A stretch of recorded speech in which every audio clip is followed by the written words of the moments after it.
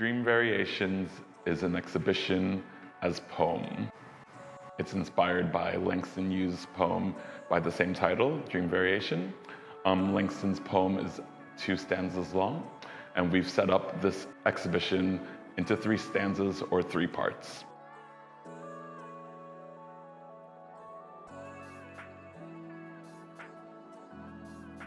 I was really attracted to Langston Hughes' poem Dream Variations because I think when you read the poem, you hear hopes and dreams for Black freedom.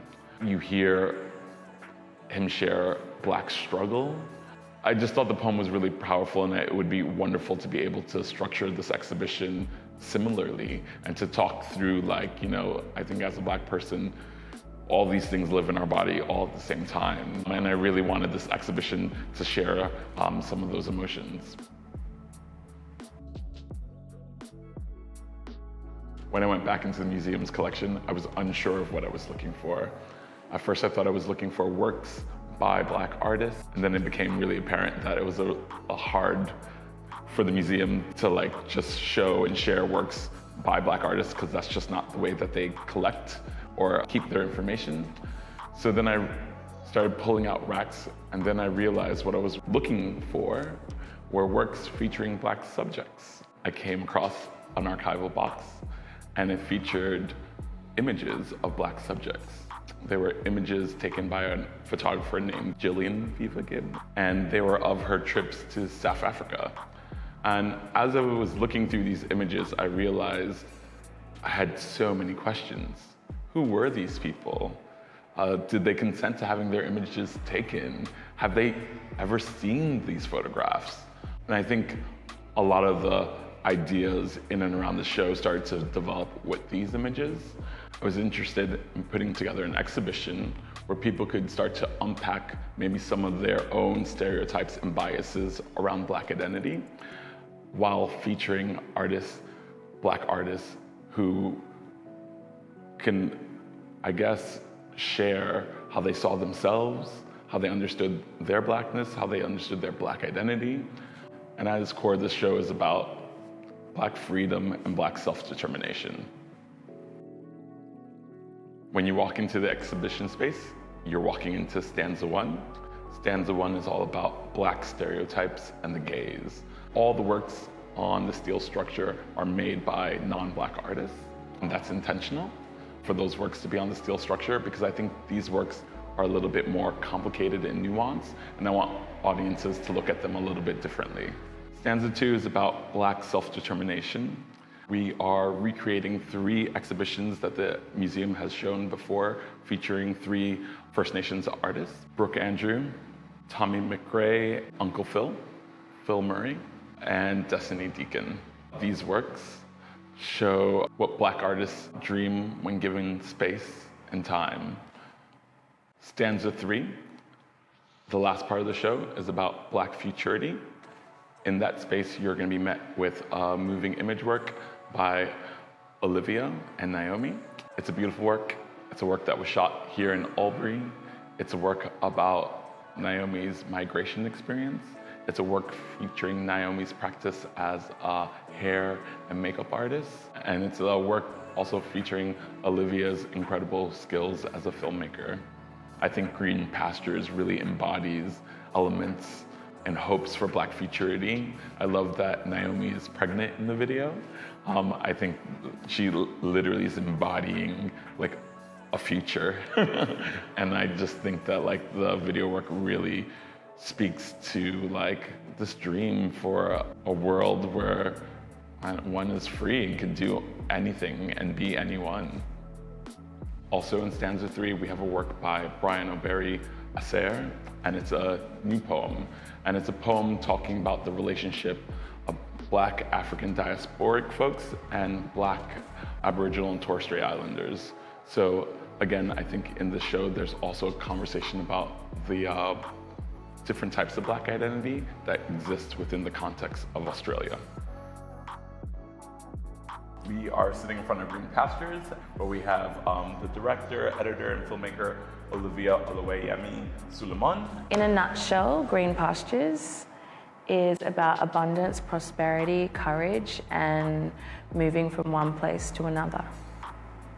I have a background in documentary filmmaking, and it's really important to me that people tell their own stories.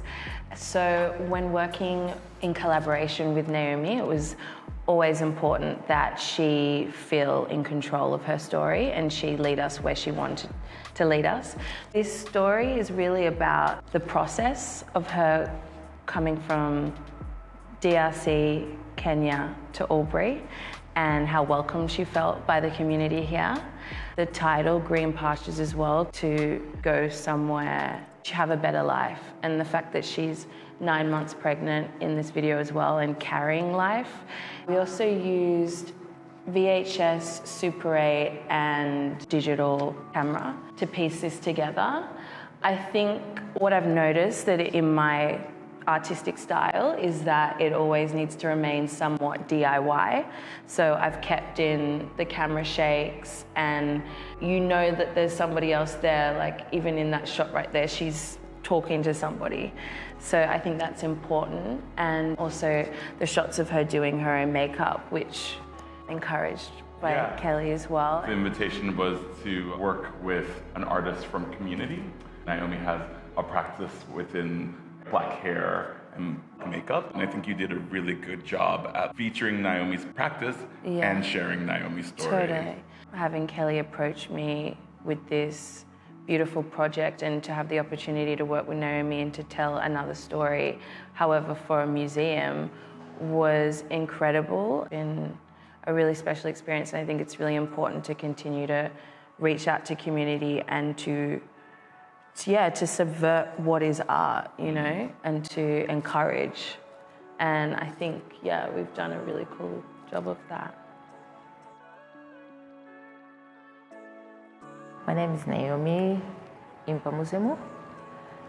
I've been here in Australia 8 years now.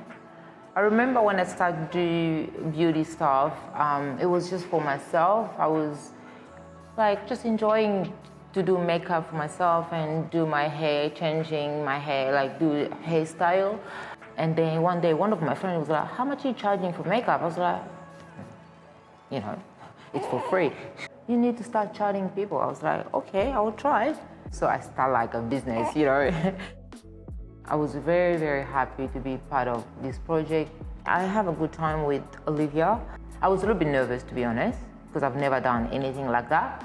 She was like, "Oh, don't worry, just tell me whatever you can tell me and just feel free, you know." I was like, I will try.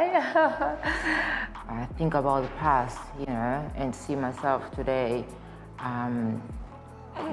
It's incredible.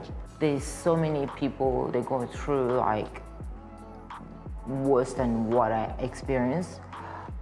But to tell the story, it was not easy. But it was also good to talk about, to give some other people's hope, like, you know, no matter what, you never know, life, you know, it can be difficult today, you know, you never know, tomorrow it can change. I think the work feels really hopeful. I think the work feels really beautiful and magical, and I think that like those are also like my hopes for Black futures. I oftentimes feel like Black people hold visions of the future in our mind and we're able to walk towards that. And for me, that future is one of freedom and self-determination, and I think that this work really does a good job at embodying that.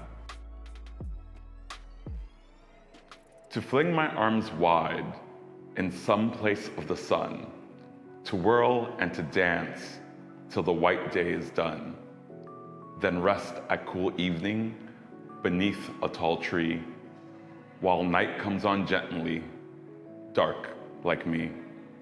That is my dream. To fling my arms wide in the face of the sun, dance, whirl, whirl, till the quick day is done. Rest at pale evening, a tall, slim tree, night coming tenderly, black like me.